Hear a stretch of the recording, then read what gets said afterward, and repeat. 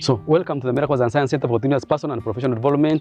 Today, the 31st of July, end of the month, I come again with another daily life lesson that closes this month.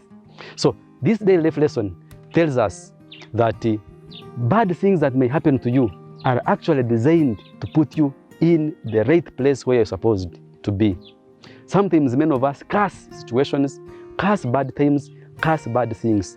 But this daily life lesson tells us that not all bad things are actually bad, that bad things are good. And I'll give you 6 reasons why bad things are good. Reason number 1, bad things happen naturally. It is by nature that bad things happen. Wherever there is something negative, there is always something positive. Wherever there is something good, there is always something bad.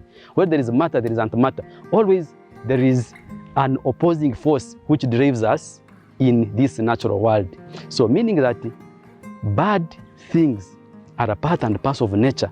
And given that nature cannot defeat itself, it means that there is a general purpose why negative things happen. That is 1. Reason number 2, bad things happen to prepare us. I'll just give you an example of a mythical bird called phoenix. Phoenix lives for thousands and thousands of years in the Arabian desert. And after those years, it comes, burns itself on the funeral pile. And after burning itself on the funeral pile, it rises from the ashes, young again, to go and live for another cycle.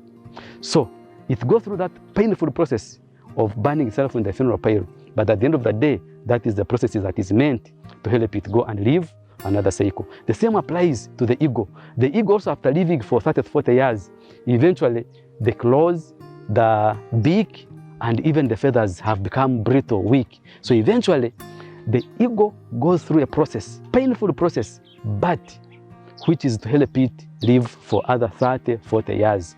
By taking its time, breaking its beak, breaking its claws, and also breaking its feathers. Very painful, but which lasts actually around a month to a month and a half. But it rises from that process to go and live another 30, 40 years. So, bad things prepare us. Reason number 3, bad things put us in order. Sometimes you find that you are living a life which is luxurious, and eventually it leads you to be in bad shape. I'll just give an example. Obesity sometimes is as a result of eating too much. Yes, there is availability of food. You have maybe a peace of mind. Everything is fine for you. You put on a lot of weight. Eventually, you need bad times to be able to cut down that weight. You need bad times to be able to bring about the stress that you need so that it can reduce on some of the fats that are making you immobile.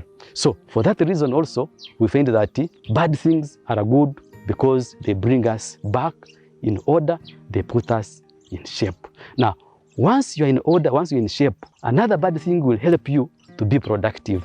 We have heard about the carrot and the stick. The carrot is needed to motivate someone, but the stick, which would be seen as something that is bad, used to hit someone, can be said to be something that is bad because it is a bad experience. But usually, punishment helps us to be productive. Eventually, when you are punished, that's when you become productive. So that is another reason why it is important to know that bad things are sometimes good. The 5th reason is that bad things can teach us lessons. A lesson from a bad example is a good lesson. We see from the Bible, in the book of John, the disciples of Jesus saw a certain man who was born blind, and they asked Jesus, tell us, this man was born blind. Did he sin before he was born, or the parents sinned? Jesus said, no, neither the parents nor this man, but it was just because the greatness of God can be shown through him. So the man was going through a bad experience, he was blind, but it was meant to teach a lesson to mankind, to humankind. And that lesson was for us to understand the greatness of God. So sometimes bad experience is the best teacher. And then lastly, number 6, bad experience is meant to bring us back to our rightful place. And also it is meant to bring us back closer to God. There is a story in the Bible, in the book of Jonah.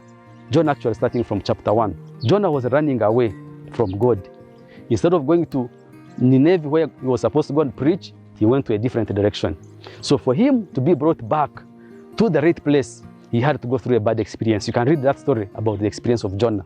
So this tells us that bad times are good times. bad things are actually good things. For these 6 reasons, always embrace the bad things, knowing that actually they may be leading us to the things that we actually desire. This has been our daily reflection for today.